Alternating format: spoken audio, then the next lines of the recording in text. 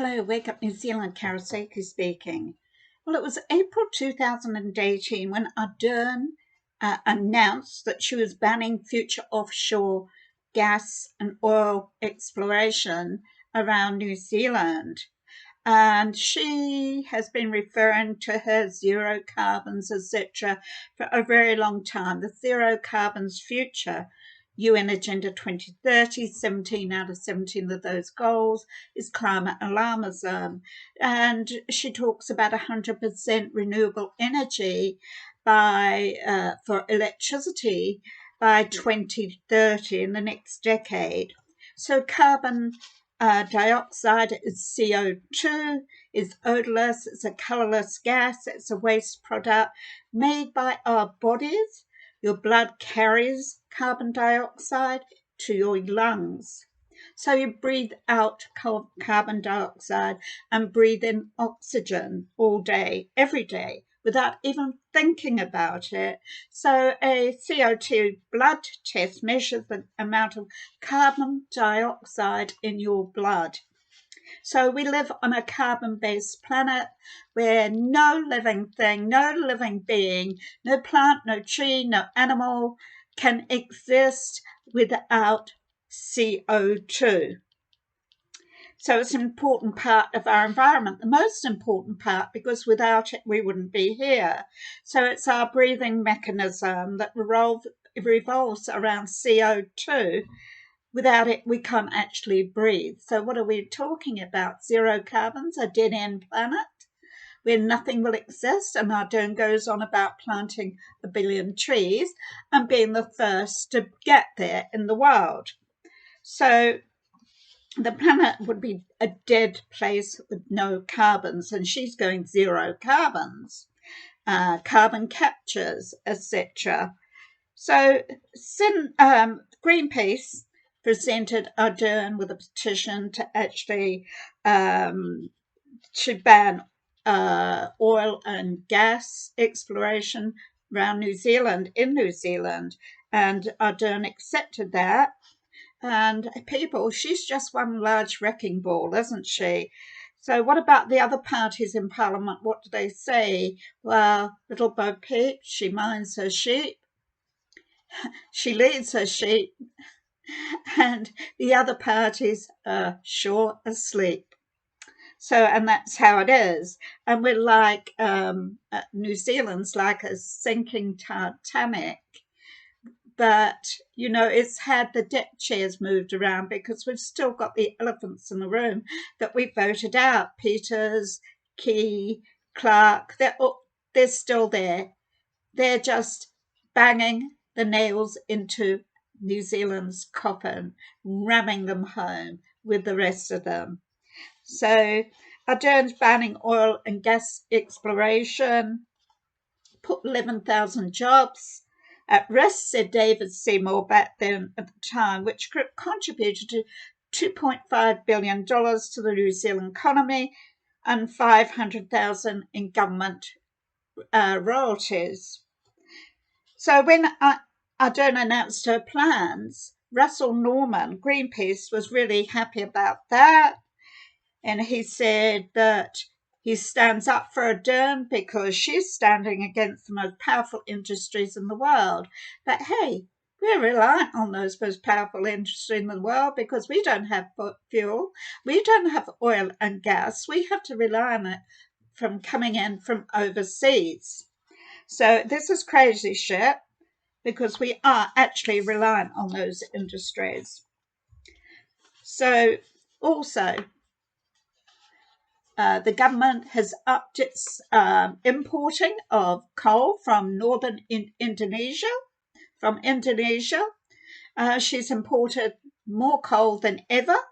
And the government, they import cheap, nasty coal that gives off a lot of pollution. It's very low grade.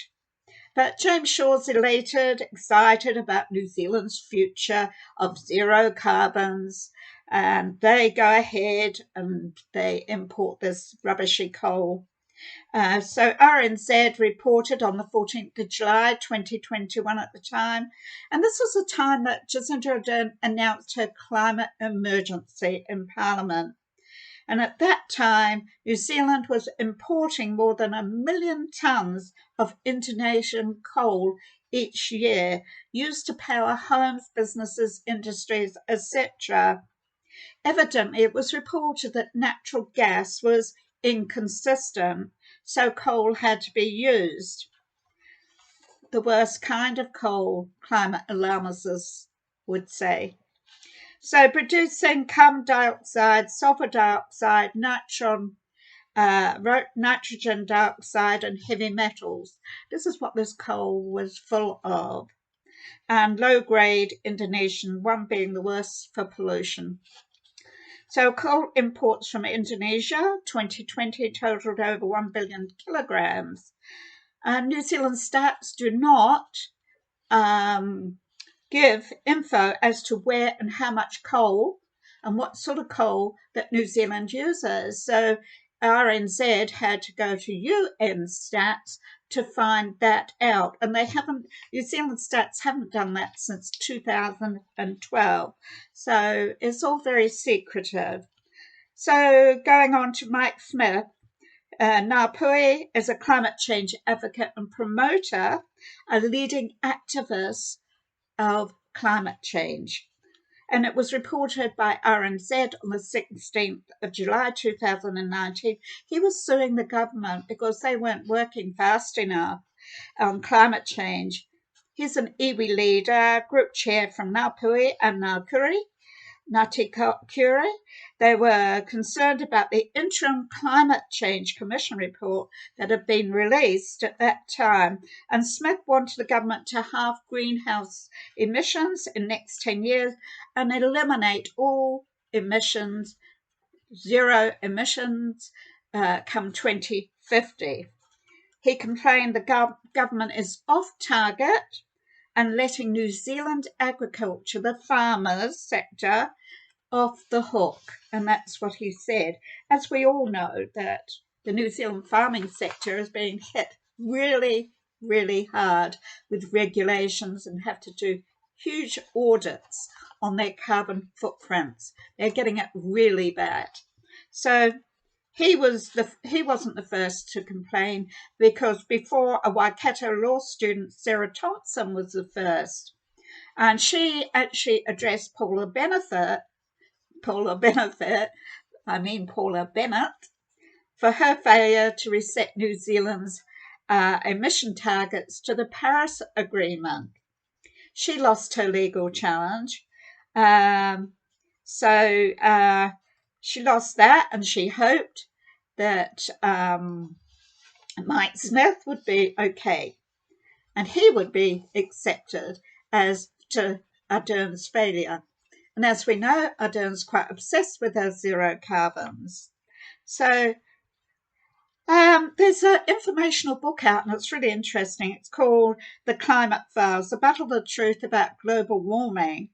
In 2009, thousands of climate change emails were linked to global warming, were leaked from the University of East Anglia, one of the world's top climate change centres. There was a huge scandal around this, a media frenzy. There were feuds, there were disagreements, there were character assassinations. True scientists were actually blocked and character assassinated. It was found that data was very flawed, and it was reported that, there was a siege of mentality and scientific tribalism, which was found to be very disturbing. So the data was seriously flawed.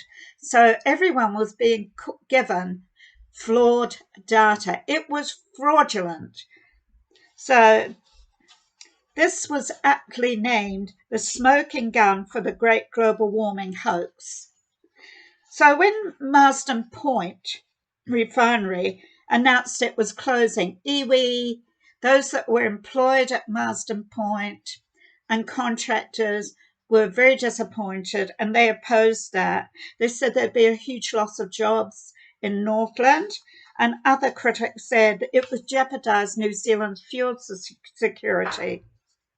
but the government disagreed strongly, and the new company, which is about to start its business, called Channel Infrastructure, is a promoter of UN Agenda 2030, its global development goals, zero carbons, a business transition.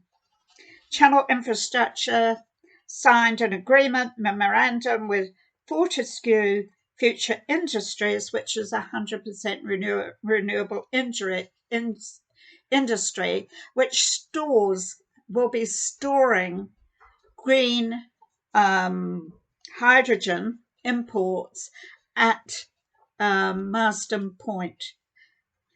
And that will be the new business. It will be a green hydrogen storage.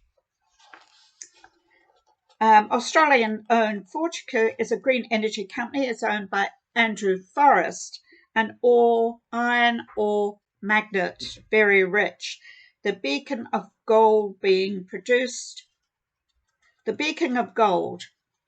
Now, the beacon of gold, the reason I speak about the beacon of gold is that Bill Gates and his Green Venture Capital Fund approached Forrest with this and said that his iron ore magnet would turn into a beacon of gold when it comes to green hydrogen storage at Marsden. So that's where that came from. So he's communicating with Bill Gates, the Gates Foundation. So New Zealand gets the majority of its supplies and gas and oil from North Asia. So they're reliant on gas fuel to arrive from overseas. So it's a huge concern, a geopolitical risk that we have to rely on oil, gas to come in from overseas. But Megan Woods, Labour, said, don't worry about that. It's unlikely New Zealand will be entirely cut off. We can get the fuel and gas from overseas, multiple locations overseas. Duh. I don't think she listened. It was said, what if we are cut off? Selective hearing, I think. Purposely so. So New Zealand's International Energy Programme states we must hold stocks equivalent to 90 days plus emergency stocks. But emergency stocks, reserve stocks, are actually held overseas. And they're redeemable. We can get them only by redeemable tickets. Redeemable tickets, what are they? Are they vouchers? Sounds like it. So data on fuel stocks are unreliable, it was said. This is what Labour said themselves, that their data on fuel stocks are unreliable. An Australian analyst warned New Zealand government it's naive shutting down Marsden Point oil refinery. They had downplayed risks and played into globalisation. They'd not learned their lesson about national reliance, being reliant on your own country and not globalisation. And they had put New Zealand in a dangerous position of geopolitical risks, downplaying the risks by playing into globalisation because they could run out of oil and gas, he said. So New Zealand government have conducted 2 comprehensive assessments on modelling New Zealand's supply chain, and we're talking about disruptive occurrences, fuel disruption. One of them, they paid $60,000 for this report, and it contradicts the other report. Just like New Zealand government, contradicting. And it cost the New Zealand taxpayers $60,000 for one of these reports. And the reports were about disruptions from war or hurricanes. And what the conclusion from this report came out that It would take 3 to 6 weeks to organise emergency supplies, backup stocks, would keep any shortfall to a maximum of 3 days. So offshore oil and gas contribute more to New Zealand GDP than shipping, fishing, aquaculture combined. The industry creates 11,000 jobs, exports worth more than 700 million a year. It heats homes, lights cities, transports people. It's used for all sorts of purposes. But the insanity persists, and little Bo Peep has to lead her sheep. And the shepherds in the political toilet bowl of Wellington stay silent. Come election year, we should not forget this. God save New Zealand.